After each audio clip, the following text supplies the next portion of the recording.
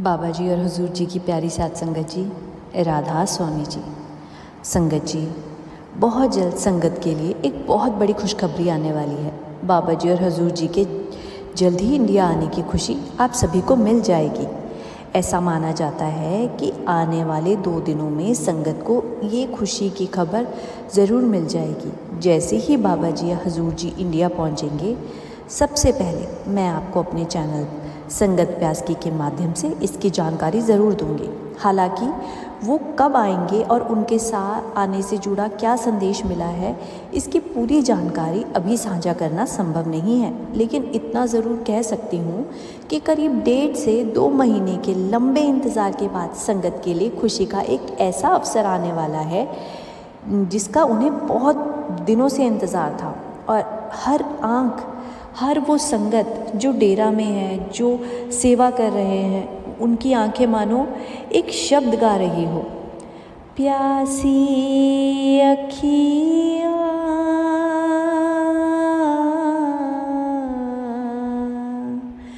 गुरे दर्शन की प्यासी।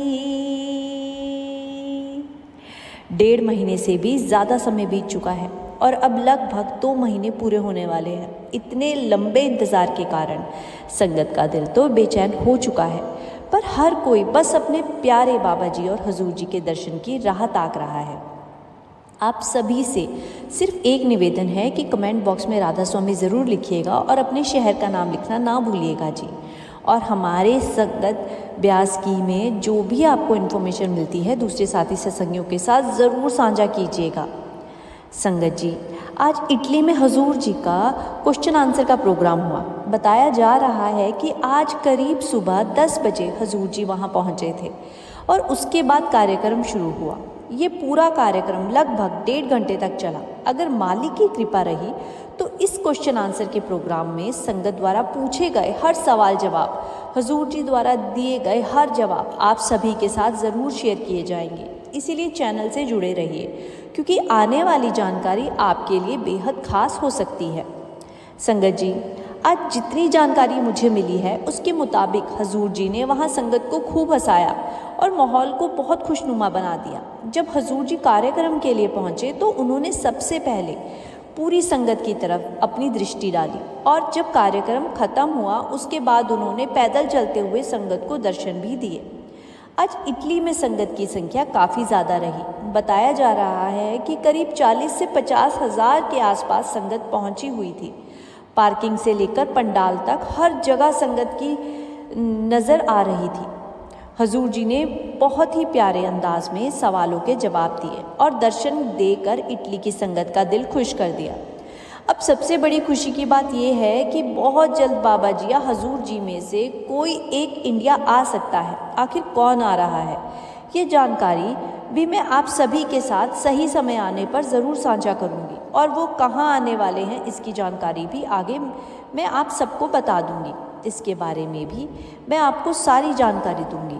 लेकिन आप इस खुशखबरी को सबसे पहले जानना चाहते हैं तो मेरे चैनल पे ज़रूर एक्टिव रहिएगा।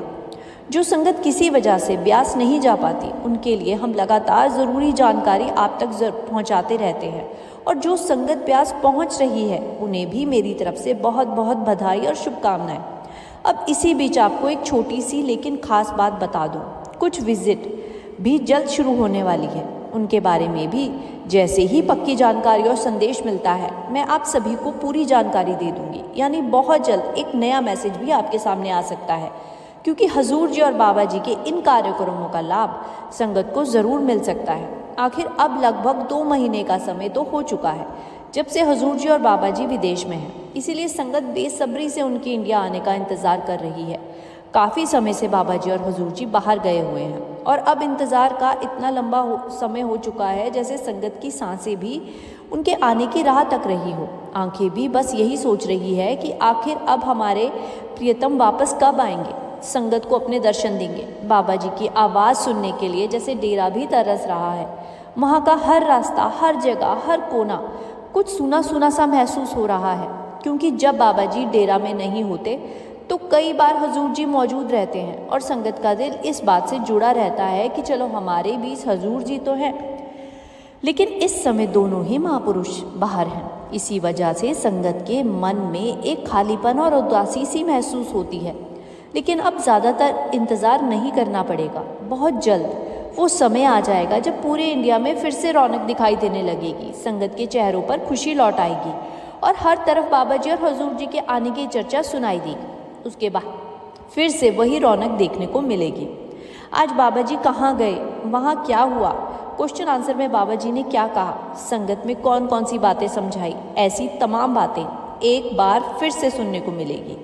बहुत कुछ फिर से पहले की तरह शुरू होने वाला है, क्योंकि आप सभी जानते हैं कि अपने गुरु से दूर रहकर इस इंतज़ार के समय को निकालना कितना मुश्किल होता है। पुराने समय को याद करें जब हुजूर महाराज जी भी अपने दौरों में जाया करते थे। तब संगत को अपने वापस आने के लिए काफ़ी लंबा इंतज़ार करना पड़ता था। उस समय ना सोशल मीडिया था, ना यूट्यूब था और ना आज जैसी तुरंत जानकारी मिलने की कोई सुविधा थी। संगत को किसी कार्यक्रम की खबर तभी मिल पाती थी जब भंडारा या कोई बड़ा आयोजन होता था या फिर डेरा की तरफ से सूचना पहुंचती थी। आज हमारे पास जानकारी पाने के लिए कितने सारे साधन हैं ना। इसीलिए जैसे कि कोई पक्की खबर सामने आती है, मैं उसे आप सभी के सामने तक पहुंचाने की जल्द से जल्द कोशिश करती हूँ। बस थोड़ा सा इंतज़ार रखिए, बहुत जल्द खुशियों का समय लौटने वाला है। उस समय संगत को किसी कार्यक्रम या यात्रा की जानकारी तभी मिलती थी जब डेरा की तरफ से कोई पत्र आता था या फिर किसी के पास फ़ोन के माध्यम से खबर पहुंचती थी। उस दौरान फ़ोन भी हर किसी के पास नहीं हुआ करते थे, किसी बहुत खास व्यक्ति के पास ही फ़ोन होते थे और वहीं से पता चलता था कि महाराज जी आने वाले हैं। आज हमें भी जो अवसर और जानकारी मिल रही है वो सब मालिक की दया और कृपा से ही संभव हो पा रहा है। सच कहूँ तो मालिक की कृपा के बिना कुछ भी संभव है ही नहीं। इसी सिलसिले में मैंने आपको एक बार एक किस्सा भी सुनाया था कि जब बाबा जी हवाई जहाज़ से यात्रा कर रहे थे, बाबा जी ने उस समय पैंट शर्ट पहनी हुई थी। तभी एक महिला ने दूसरी महिला से कहा था कि मुझे तो ये ब्यास वाले बाबा जी जैसे ही लग रहे हैं। इसके बाद उन्होंने फ़ोटो देखकर भी यह बात पक्की करने की कोशिश की। उन्होंने तस्वीर को ध्यान से देखा और कहा, हाँ ये वही है, लेकिन इन्होंने तो पैंट शर्ट पहन रखी है। तब बाबा जी ने बहुत सुंदर बात समझाते हुए कहा था कि आध्यात्मिकता किसी खास तरह के कपड़े पहनने से नहीं आती, असली रूहानियत तो इंसान के भीतर होती है। बाबा जी की ये बात सुनकर वहाँ मौजूद लोग भी कुछ पल के लिए हैरान रह गए थे। कुछ महिलाएं बाहर खड़ी थी और बाबा जी के बाहर आने का इंतज़ार भी कर रही थी ताकि उन्हें उन दर्शन मिल सके। आज के समय में बाबा जी निजी विमान से यात्रा करते हैं और उसी से आते जाते हैं। इसकी एक वजह ये भी है कि हम लोग कई बार संतों के पीछे पीछे पहुंच जाते हैं और उन्हें परेशान कर देते हैं। इसी कारण उनकी यात्रा और सुरक्षा में कई तरह की परेशानियां पैदा होती हैं। इसीलिए अब उनकी यात्राओं को ज़्यादा निजी और सुरक्षित रखना ज़रूरी है। बाबा जी और हुजूर जी अब अपनी यात्राएं निजी विमान से ही करते हैं और उसी से वापस भी लौटते हैं। आज इटली में जब हुजूर जी ने संगत को दर्शन दिए तो वहाँ मौजूद कई लोगों की आंखों से आंसू निकल आए।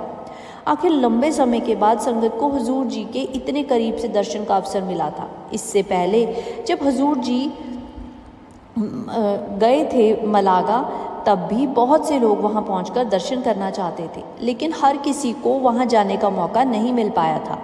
कभी परिस्थितियां साथ देती हैं और कभी अवसर हाथ से निकल जाता है। इसीलिए इस बार इटली की बहुत सी संगत हुजूर जी के दर्शन करने के लिए पहुंची थी और आज उन्हें जो वो अवसर मिला उससे उनका मन खुशी और भावुकता से भर गया। जो भी संगत आज दर्शन करके लौटी है वो अपने अनुभव हमारे साथ ज़रूर साझा करें, हमें मैसेज करके ज़रूर बताएं और कमेंट बॉक्स में ज़रूर बताएं।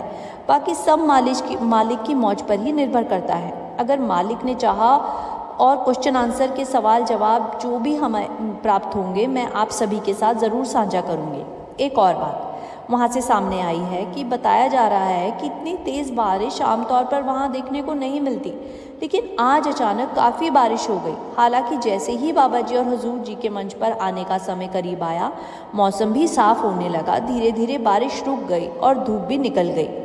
उसके बाद क्वेश्चन आंसर का कार्यक्रम शुरू हुआ। इसी दौरान एक महिला ने बाबा जी से अपने मन की परेशानी के बारे में सवाल किया। उन्होंने बाबा जी से कहा, बाबा जी, जब मैं भजन सिमरन करने के लिए बैठती हूँ तो मेरा मन बहुत ज़्यादा बेचैन हो जाता है। मुझे घबराहट महसूस होने लगती है। कई बार ऐसा लगता है कि मेरा मन बिल्कुल भी शांत नहीं हो पा रहा है। वो महिला अपनी बात बाबा जी के सामने रखते हुए आगे कुछ कहना चाहती थी और उसका सवाल वास्तव में बहुत से ऐसे लोगों से जुड़ा हुआ था जिन्हें भजन सिमरन के समय अपने मन को एकाग्र करने की परेशानी होती है। वो महिला कहती है कि कई बार उसका मन करता है कि वो भजन सिमरन बीच में ही छोड़कर उठ जाए। तब बाबा जी ने उसे बहुत अच्छे से समझाया। उन्होंने कहा कि बेटा, इस मन को बिगाड़ा किसने है? जब उसने जवाब दिया कि बाबा जी, हमने ही अपने मन को बिगाड़ा है, तो बाबा जी ने पूछा कि मन किसका है? उसने कहा, हमारा है। तब बाबा जी ने समझाया कि जब इसे हमने ही बिगाड़ा है तो इसे सुधारने की जिम्मेदारी भी तो हमारी ही बनती है। इसी वजह से मन को संभालना और सही दिशा में लेकर जाना ही सिमरन के लिए ही सिमरन दिया गया है। बाबा जी ने कहा कि हम लगातार सिमरन करते रहेंगे तभी धीरे धीरे मन शांत होना सीखेगा, एक जगह टिकना सीखेगा। साथ ही बाबा जी ने यह भी समझाया कि बेटा, मन को बदलने का ये काम एक दिन में पूरा नहीं हो सकता, इसके लिए समय लगेगा। हमें धैर्य रखना ज़रूरी है और अपनी कोशिश लगातार जारी रखना है। एक दो दिन में परिणाम ना दिखे तो भी सिमरन छोड़ना नहीं है। अपनी तरफ से हमें बस इतना करना है कि सिमरन को अपनी रोज़ की जिम्मेदारी समझकर लगातार निभाते रहना है। बाकी समय के साथ मन भी धीरे धीरे संभलने लगेगा। इसी दौरान एक भाई ने बाबा जी से अपनी ज़िंदगी की परेशानी साझा की। उन्होंने बताया कि बाबा जी, मैं टोरंटो में रहता हूँ और यहाँ मेरा अपना कहने के लिए कोई भी सदस्य नहीं है। मेरा कोई ख़ास दोस्त भी नहीं है। मेरे परिवार के ज़्यादातर लोग इंडिया में रहते हैं और वो भी यहाँ नहीं है। मुझे यहाँ काफ़ी अकेला महसूस होता है। मुझे क्या करना चाहिए? मुझे अपने घर वालों की बहुत याद आती है। बाबा जी, कई बार ऐसा लगता है कि लोग सिर्फ रिश्ते अपने काम निकालने के लिए ही निभाते हैं। तो इस पर बाबा जी ने बहुत प्यार से समझाया था कि बेटा, हमें किसी इंसान से बदले में किसी चीज़ की उम्मीद नहीं रखनी चाहिए। हमारी कोशिश तो बल्कि यही होनी चाहिए कि हम अपनी तरफ से जितना संभव हो दूसरों का भला करें। अगर हम किसी की मदद करें तो बदले में ये ना चाहें कि वो भी हमारी मदद करे। आगे बाबा जी ने समझाया कि बेटा, अपने पैरों पर खुद खड़ा होना सीखो, मेहनत करो और आगे बढ़ो। इन सब चीज़ों में कुछ नहीं रखा। हम अकेले आए थे और अकेले ही जाएंगे। उसके बाद कोई हमारे बारे में कुछ भी कहे, हमें उसी के अनुसार अपना स्वभाव नहीं बदल देना है। बाबा जी ने समझाया कि हमें मालिक के सामने सच्चा रहना है, क्योंकि आखिरकार अपने कर्मों का जवाब हमें उसी मालिक को देना है ना। बाबा जी जिस तरह उस भाई को समझा रहे थे, उनकी बातें सुनकर वो काफ़ी भावुक हो गया था। उसकी आंखों से आंसू तक आने लग गए थे। इसके बाद एक लड़की बाबा जी और हुजूर जी से मजाक के अंदाज में सवाल करने लगी। उसने हुजूर जी से पूछा, हुजूर जी, हाउ आर यू? उसकी बात सुनकर बाबा जी हंसने लगे और हुजूर जी भी मुस्कुरा दिए। फिर बाबा जी ने उसी लड़की से मजाक में पूछा, अच्छा बेटा, तुम्हें मैं कैसा लग रहा हूँ? लड़की ने जवाब दिया, बाबा जी, आप हमें बिल्कुल ठीक लग रहे हैं। तब बाबा जी ने हंसते हुए कहा, बाहर से तो मैं ठीक हूँ, सब यही कहते हैं कि मैं ठीक हूँ, लेकिन बेटा, अंदर की कहानी कुछ और भी हो सकती है। बाबा जी की ये बात सुनकर माहौल हल्का फुल्का हो गया। संगत के चेहरों की मुस्कान गायब हो गई। उस लड़की ने फिर मजाक में पूछ लिया, बाबा जी, आप सच में ठीक नहीं हैं क्या? तो बाबा जी ने उसी अंदाज में जवाब दिया, नहीं नहीं बेटा, मैं पूरी तरह ठीक नहीं हूँ, बस पेट में थोड़ी गैस और परेशानी है। तो बाबा ये बात सुनकर संगत फिर ठहाकों से हंसने लगी। इसके बाद एक बहन ने बाबा जी से सवाल किया। उन्होंने कहा कि बाबा जी, मैंने आपका सवाल पूछा कि आपकी तबीयत ठीक नहीं है। मैं एक डॉक्टर हूँ, क्या मैं आपको कोई दवा दे सकती हूँ? इस पर बाबा जी ने मजाकिया अंदाज में कहा कि बेटा, तुमने जो कहा वो ठीक है, लेकिन मैं ज़्यादातर दवाइयों से मुक्त होना ही पसंद करता हूँ। मैं मालिक की रज़ा में ही राज़ी रहना पसंद करता हूँ। इसके बाद बाबा जी ने हुजूर जी के साथ मजाक करते हुए कहा कि देखो, ये कितना मेरी नकल करता है। इस पर हुजूर जी ने बड़े प्यार से जवाब दिया, बाबा जी, आपका ही तो रूप हूँ, आपका ही नकल करूँगा, किसी और का थोड़ी नकल करूँगा। उसके बाद एक भाई ने सवाल किया। उस भाई ने पहले बाबा जी का शुक्र किया और उसके बाद अपना सवाल पूछा। उसने कहा कि सुनने वाले भी एक पल के लिए हैरान रह गए। उन्होंने बाबा जी से पूछा, बाबा जी क्या अगले जन्म में भी मुझे ऐसे ही अच्छे माता पिता मिल सकते हैं? सवाल सुनते ही बाबा जी का अंदाज़ थोड़ा गंभीर हो गया। उन्होंने प्यार से लेकिन हल्के से नाराज़गी वाले अंदाज में कहा, बेटा तुमने तो अब तक जितने सत्संग सुने हैं उन सबको ही ज़ीरो कर दिया है। बाबा जी का मतलब समझाते हुए कहा कि अगर हम सत्संग सुनते रहें और फिर भी बार बार ऐसी इच्छाएं और सवाल में उलझे रहें तो मानो हमने सत्संग की असली सीख को समझा ही नहीं है।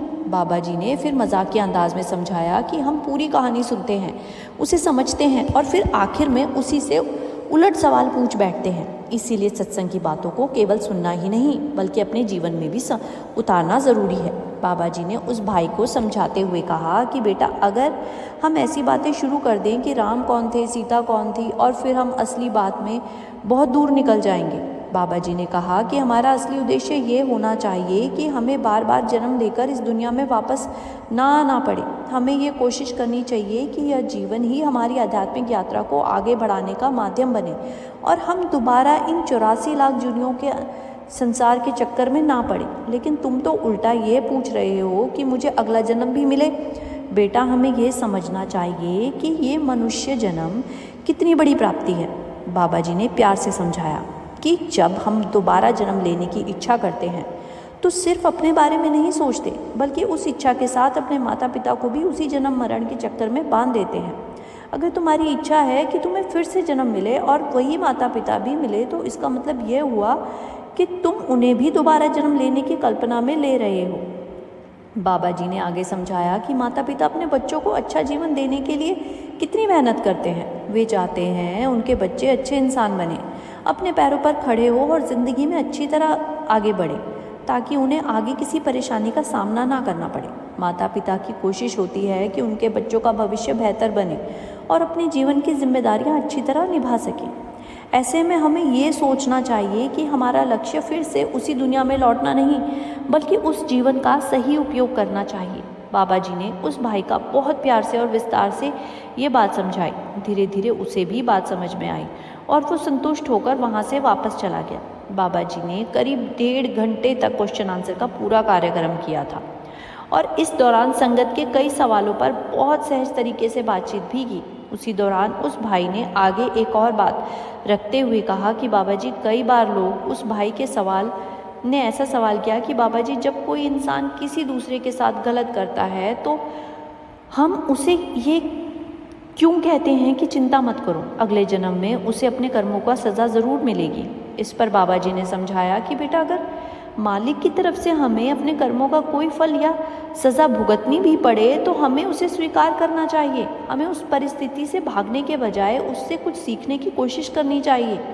बाबा जी ने कहा कि मालिक हमें केवल दुख देने के लिए ये सब नहीं सिखाता बल्कि हर परिस्थिति में हमारे लिए सीखने और आगे बढ़ने का एक अवसर भी हो सकता है। जीवन में जो अनुभव मिले हमें मिलते हैं, उनमें से हमें अपनी गलतियों को समझना चाहिए, खुद को बेहतर बनाना चाहिए और आध्यात्मिक रूप से आगे बढ़ने की कोशिश करनी चाहिए। जब हम उन अनुभवों से सीखते हैं तभी धीरे धीरे उन आवागमन के चक्कर से बाहर निकलने की दिशा में आगे बढ़ सकते हैं। बाबा जी ने समझाया कि जब मालिक की इच्छा होती है कि हम 84 के इस चक्र से ऊपर उठे और उसकी तरफ बढ़ें तो वो हमें जीवन में ऐसे अवसर देता है जिनसे हम सीख सकें और अपनी यात्रा को आगे ले जा सकें। इसके बाद कार्यक्रम के अंत में एक और भाई ने बाबा जी का धन्यवाद करते हुए कहा, बाबा जी आपने मुझे बहुत अच्छे माता पिता दिए हैं। मेरे माता पिता बहुत अच्छे हैं, मेरी माँ भी बहुत अच्छी है और मेरा भाई भी बहुत अच्छा है। मेरे परिवार में सब कुछ अच्छा है। इसके लिए मैं आपका दिल से शुक्रिया अदा करता हूँ। मुझे लगता है कि ये सब आपकी कृपा ही है। लेकिन इसके बाद उन्होंने अपनी बात को थोड़ा मजाकिया अंदाज में आगे बढ़ाया और माहौल फिर से हल्का फुल्का हो गया। उन्होंने कहा कि बाबा जी अब मेरी माँ चाहती है कि हमारे घर में जब सब लोग इतने अच्छे हैं तो मेरा पार्टनर भी कोई ऐसा अच्छा इंसान ही आए। उनकी ये बात सुनकर वहाँ मौजूद संगत के बीच फिर से मुस्कुराहट और हंसी का माहौल बन गया। बाबा जी के सामने पूछे गए इन सवालों में कई गंभीर बातें थीं। तो कहीं बिल्कुल हल्का फुल्का मजाक, लेकिन हर सवाल के जवाब में कोई ना कोई सीख ज़रूर छिपी हुई थी। उस भाई ने कहा कि बाबा जी, मेरी बस यही इच्छा है कि मेरा पार्टनर भी अच्छे स्वभाव रखने वाला हो। उसकी यह बात सुनकर बाबा जी ज़ोर से हंस पड़े और बाबा जी को हंसते देखकर पूरी संगत भी हंसी से गूंज उठी। कुछ ही पलों में पूरा माहौल बेहद खुशनुमा हो गया। तभी बाबा जी ने मजाकिया अंदाज में कहा, शादी तो बस बर्बादी है। बाबा जी ने इतना कहते ही संगत फिर से खिलखिलाकर हंसने लगी। बाबा जी ने आगे कहा कि अगर मैं तुम्हें समझाऊं कि शादी मत करना, तो क्या तुम मेरी बात मानोगे? उस भाई ने शायद मन ही मन में सोचा होगा कि बाबा जी, आप चाहे कुछ भी कहें, लेकिन शादी का इरादा तो नहीं बदलने वाला। बाबा जी ने भी हंसते हुए कहा कि तुम तो फिर भी शादी करने के लिए भागोगे ही। इसके बाद उस भाई ने कहा, बाबा जी, अगर मुझे अपनी पसंद का और मेरे विचारों वाला पार्टनर नहीं मिला जैसे कि मैं चाहता हूँ, तो फिर क्या होगा? उसकी बात अभी पूरी भी नहीं हुई थी कि बातचीत का रुख फिर से संतमत और जीवन की सीख की तरफ मुड़ गया। तो बाबा जी ने कहा, ये सब कर्मों के खेल है, जो लिखा है वो होना है और तुम्हें तुम्हारा असली पार्टनर ज़रूर मिलेगा। संगत जी, ये कुछ सवाल जवाब थे जो हमारे तक पहुँचे थे और मैंने आपके साथ साझा किए। कोई ऐसी खबर है जो मैं आपके साथ साझा करना चाहती हूँ, लेकिन वो मैं अभी नहीं कर सकती। जब तक उस बात की पूरी तरह पुष्टि नहीं हो जाती, वो मैं आप सब के साथ नहीं साझा कर सकती। लेकिन जैसे ही वो मेरे तक पुष्टि हो जाएगी, मैं आप सब लोगों के साथ वो ज़रूर साझा करूँगी। इसीलिए मेरे अगले ब्लॉग का ज़रूर इंतज़ार कीजिएगा। राधा स्वामी जी।